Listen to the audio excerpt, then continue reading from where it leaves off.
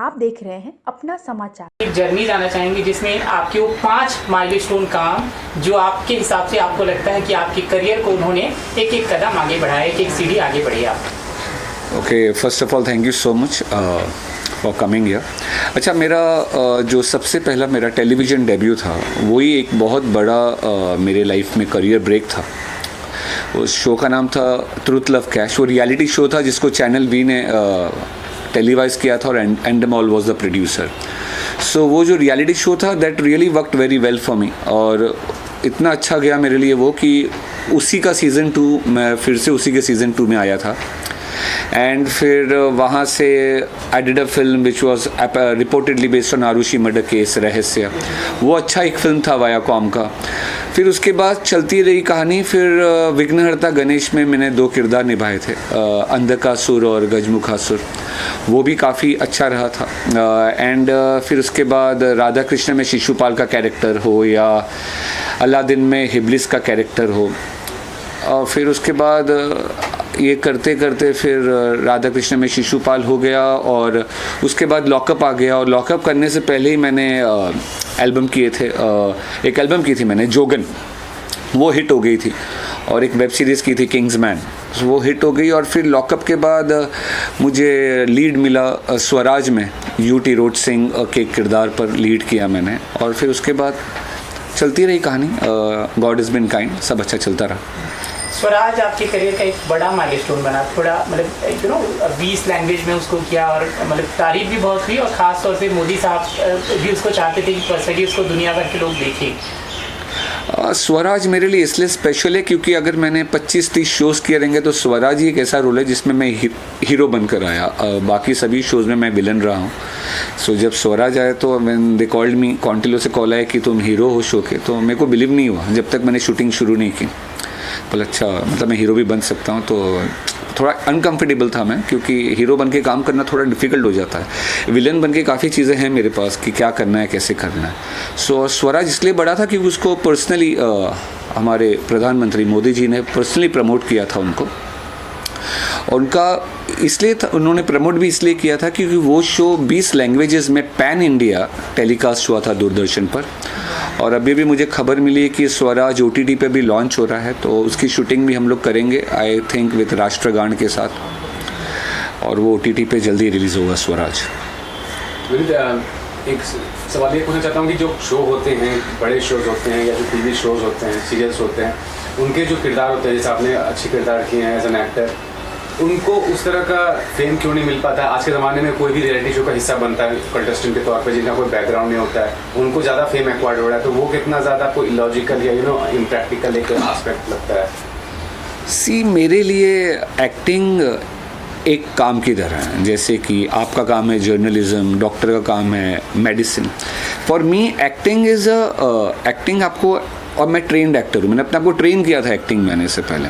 अब आप reality show को एक्टिंग से कंफ्यूज नहीं कर सकते हैं। Reality show can be good कि for to get a instant fame, to become famous, लेकिन उसको एक्टिंग से कंपेयर करना 100% गलत है, क्योंकि एक्टिंग से रियलिटी शो का कुछ लेना देना नहीं होता है।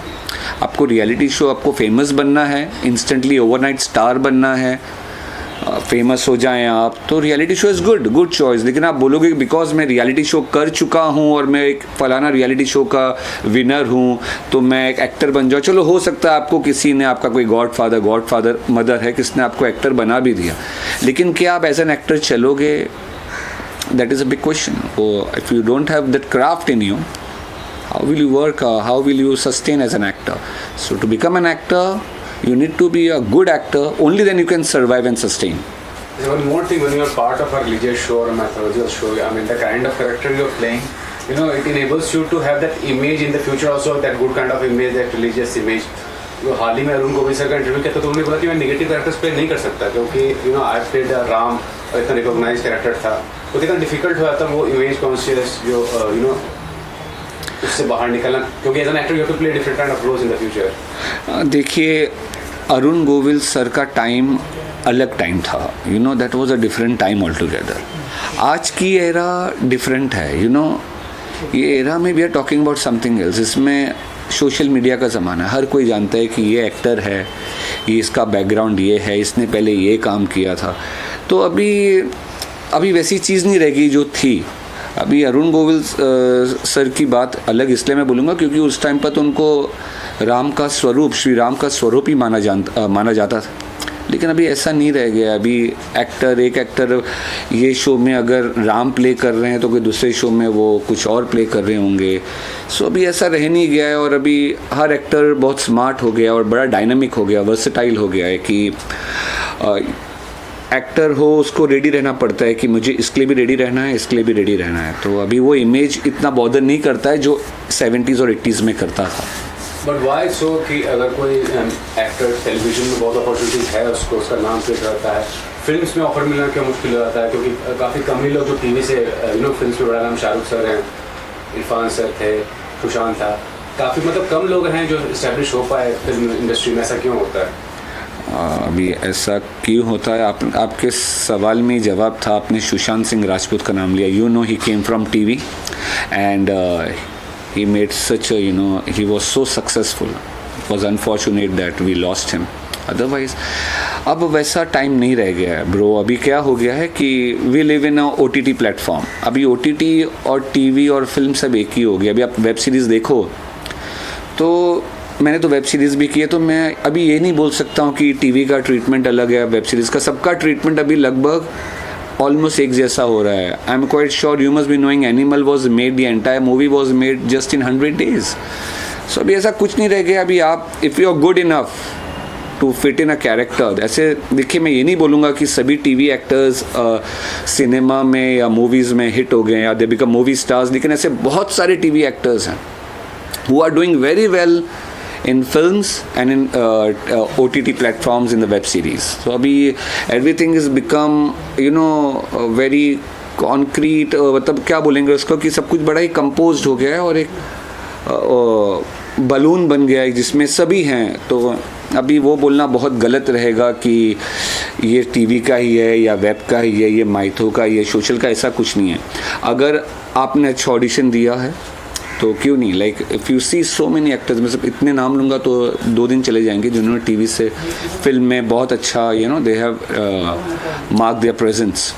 Lastly, I want to ask, do you think Munawar was the right choice for being the winner for Lockup? Because the past controversy he have done and cheap publicity stunt, whatever he have done, was not justified. And in today's time, आज के ज़माने में बहुत सारे लोग का mindset ये होता है कि controversy create कर दो किसी भी तरह, they want to attain fame. तो वो mindset कहाँ तक आपको लगता है कि गलत है?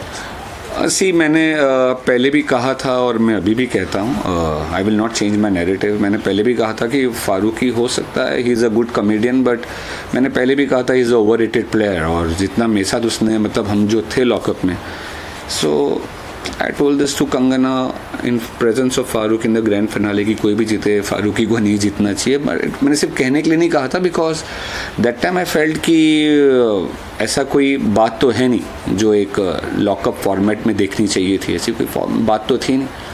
और हो सकता है he is a good comedian, मैं तो जानता नहीं था उसको लॉकअप में जाने से पहले। मनीष जी, मेरा एक सवाल है आपसे।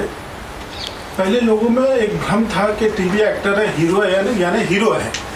रियलिटी शोज के आने के बाद से ये जब भ्रम टूट चुका है, लोगों के अलग अलग शेड सामने आ रहे हैं, ये कितना अच्छा या कितना गलत मानते हैं आप? देखिए, जैसे मैंने कहा कि एक्टिंग भी एक काम है। पहले वो था कि सिर्फ हम एक्टर्स को स्टार्स बोलते थे, अब वो भ्रम तो टूट गया है। अभी जो भी फेमस है वो स्टार बन जाता है। सो एक्टर का एक्टिंग एक काम होता है और वो उस फिल्म या वो टीवी शो तक ही रहता है। ज़रूरी नहीं है कि अगर वो एक्टर है या हीरो है किसी चीज़ में तो वो रियल लाइफ में भी hero, no, not necessary. Film हो या टीवी शो हो, आपको एक स्क्रिप्ट दी गई है, आपको आपका डायरेक्टर एक्सपेक्ट करता है कि आपको वैसी एक्टिंग करनी है, लेकिन इसका मतलब ये नहीं होता है कि आप रियल लाइफ में भी हीरो हो। और सही बात है, हमने देखा भी है, जो लोग रियल लाइफ में हीरो बन के आते हैं, तो आप देख लीजिए वो सबके सब रियल लाइफ में हीरो नहीं होंगे, नॉट नेसेसरी। मैं नाम किसी का नहीं लूँगा, लेकिन असलियत तो आप जानते हैं कि जो ऐसे हीरो बनते हैं वो रियल लाइफ में कितना हीरो होते हैं। तो Sir, what would you say about Srimad Bhagavad, religious, larger than life shows? How was this part of it?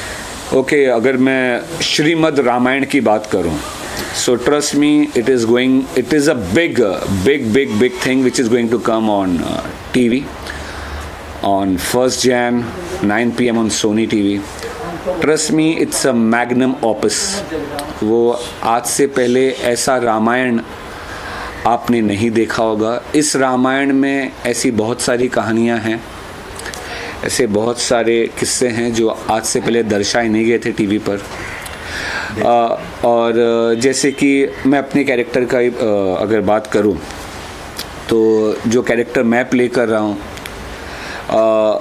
आज से पहले आपने उस कैरेक्टर को टीवी पर नहीं देखा होगा. तो मैं प्ले कर रहा हूं सामरासुर, और ट्रस्ट मी, मैं शो ओपन करूंगा as the first villain of the show on 1st Jan. और इस श्रीमद् रामायण की बात इसलिए बहुत ज़्यादा बड़ी हो जाती है, इसलिए मैं सिर्फ इसलिए नहीं कह रहा हूँ क्योंकि इसका हिस्सा मैं हूँ. वो शो प्रोड्यूस कर रहे हैं स्वास्तिक प्रोडक्शंस, जिनका माइथू में हाथ बहुत अच्छा है. और जो हिसाब से सोनी टीवी उसको प्रमोट करी, और जो हिसाब से उसकी रिसर्च टीम है, और जैसे मैंने कहा कि ऐसी बहुत सारी अनसुनी कहानियाँ जिसको दर्शाया नहीं गया है, वो सब आपको श्रीमद् रामायण में देखने मिलेगा. Thank you so much.